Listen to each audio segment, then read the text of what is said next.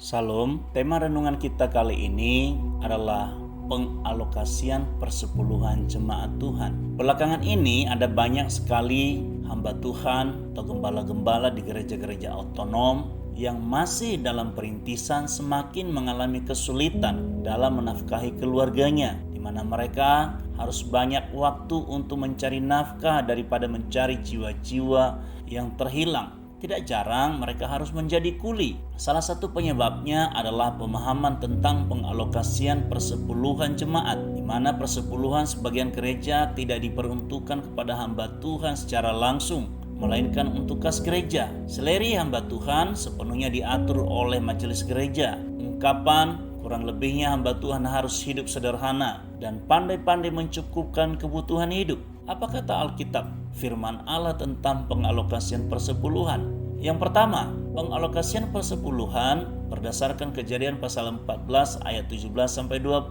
Hal ini mengisahkan tentang pengalokasian persepuluhan Abram yang kemudian menjadi Abraham, bapa orang beriman. Ayat 17a melaporkan bahwa Abram kembali dari mengalahkan Kedorlaomer dan raja-raja yang bersama-sama dengan Kedorlaomer. Jadi Abram pulang dengan membawa keberhasilan dan kemenangan. Ayat 17b melaporkan bahwa Imam Melkisedek keluar menyongsong Abram serta melakukan tugas keimamatannya terhadap Abram. Dalam hal ini tertulis jelas dalam ayat 18 dan 20a.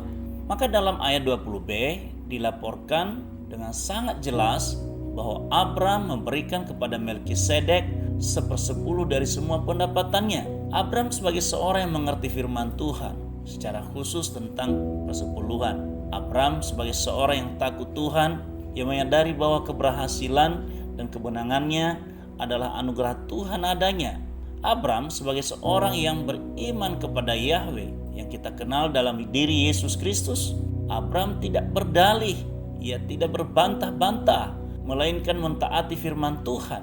Dan dalam Alkitab melaporkan demikian. Lalu Abram memberikan kepada Imam Melkisedek 1/10 dari semuanya. Bagaimana dengan saudara? Jadi berdasarkan Kejadian pasal 14 ayat 17 sampai ayat 20, maka sesungguhnya pengalokasian persepuluhan adalah kepada rohaniwan. Bagian yang kedua, pengalokasian persepuluhan berdasarkan Maleakhi pasal 3 ayat 10a.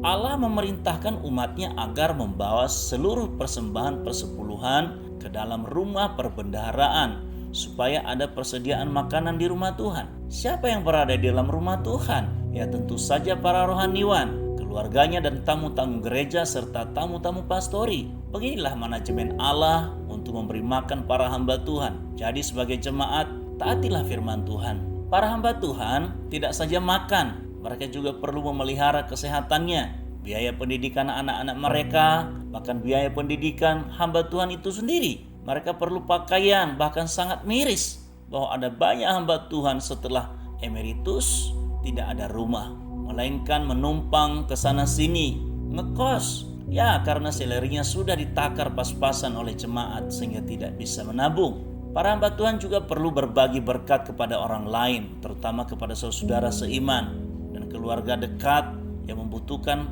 supaya orang lain merasakan kasih Allah yang nyata melalui para hamba Tuhan.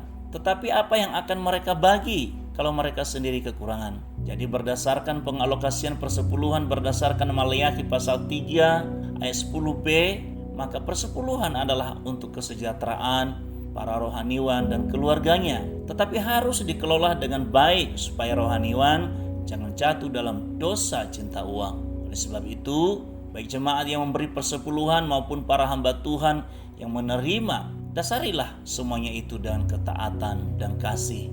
Hendaklah setiap jemaat mengembalikan persepuluhan dengan senang hati, taat dan tidak berbantah-bantah. Dan para hamba Tuhan, meskipun persepuluhan adalah bagianmu yang dari Tuhan, tetapi jangan serakah, glamor, melainkan berbagilah untuk mereka yang membutuhkan. Jangan menutup mata dengan penderitaan orang lain dan jangan lupa untuk mendukung pekerjaan Tuhan dengan penghasilanmu. Oleh sebab itu, perlu adanya pengurus gereja yang mengelola baik keuangan gereja maupun persepuluhan yang harus masuk ke kepada para hamba Tuhan. Sebab gereja-gereja perintis umumnya tidak dapat mengandalkan persepuluhan untuk membiayai kehidupan keluarganya.